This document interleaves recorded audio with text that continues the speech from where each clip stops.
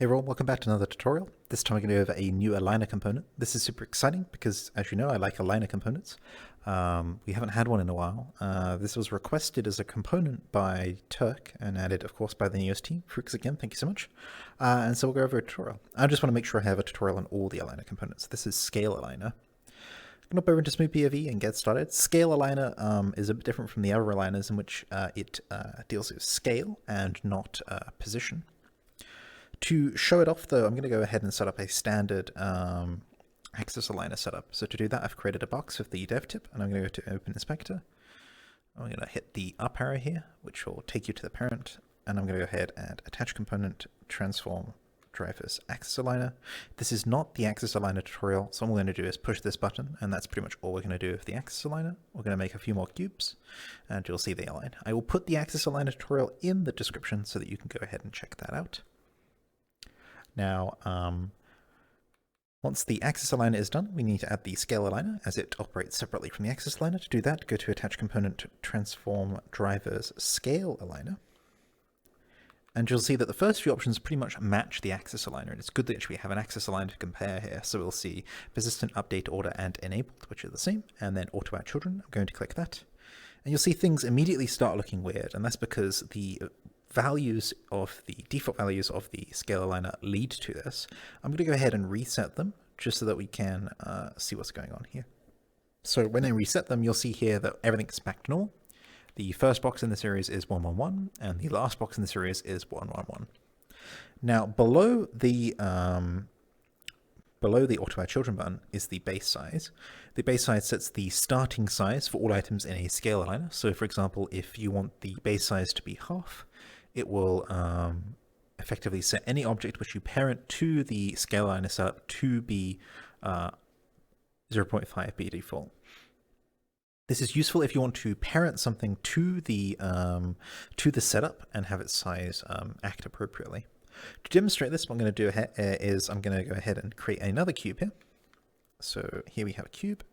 I'm going to inspect this cube and I'm going to set it to 222, so it's double the size of the first set of cubes. And you can see here that this cube is double those sizes. What I'm now going to do is take this cube and parent it to our scale aligner setup. You'll see it pops along the end, and that it's been reset back to 1111. So anything parented to it will take that base size. And one important thing to note whilst we're looking at ScaleAligner is floating point imprecision applies. So even though this says 0.99, know that it's basically 1. It's the combination of sort of the mass at play, floating point imprecision, and all sorts of stuff like that. I've already explained floating point imprecision before, but when it's got that many decimal places on it, it's basically rounded up to 1 anyway. Let's go back to the ScaleAligner. And then the options beneath base size are then how it starts affecting the scale as more items are added to the stack of scale aligned objects. So here you'll see increment is set to 0, and that means that in each step there is no incremental size increase. If I set this to 1 by just dragging 1s down, you'll see that we get an interesting outcome. And the interesting outcome here is that we get this kind of sort of upside down step effect going on. If I go ahead and reconfigure the axis aligner to be mid on everything, which I usually do anyway, we'll then see that we get a kind of tower going on. I think this becomes easier to kind of see what's going on.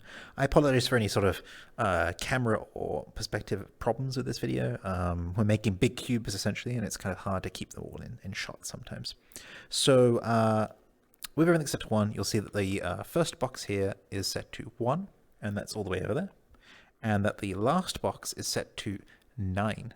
And that's because it adds 1 each time. So here this is 1, so 1 plus 1 is 2, 2 plus 1 is 3, 3 plus 1 is 4. We'll stop there as I don't need to teach you basic mathematics, but you'll see everything just keeps on going. So that's why the end box is 9. If we go back to the axis aligner and we count up the options, you'll see that there are 9. So 9, 9, last one is 9. That's pretty straightforward. The interesting thing that happens is when you start messing with the multiplier, you'll see that the multiplier defaults to 1, and that means that each item in the stack gets a multiplier of 1 assigned to it. And if you times something by 1, you essentially get the same value that you're at. So 1 times 1 is 1, 2 times 1 is 2. So, it doesn't affect the value. If you set this to half, or 0.5, or 50%, however you want to review it, you'll see now that all the cubes start getting smaller as we go along, but they're getting smaller in a multiplicative way. Multiplicative. Basically, it's being multiplied. I struggle with certain words to pronounce them sometimes. So the first box is 1, 1, 1, 1. The next one is 0.5, but the next one is 0.25. So it's taken here, as it said, half, and then half this applies to this, half this applies to this, half this applies to that, etc., etc., which is why the last cube is incredibly small. If I set this to 2,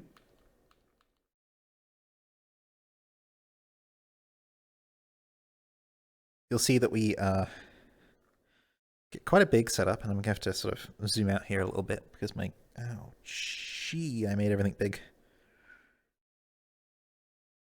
Wait, hold on a minute. I'm gonna figure this out. Sorry, this is a difficult tutorial with the size of everything. Am I still inside the stack, or am I?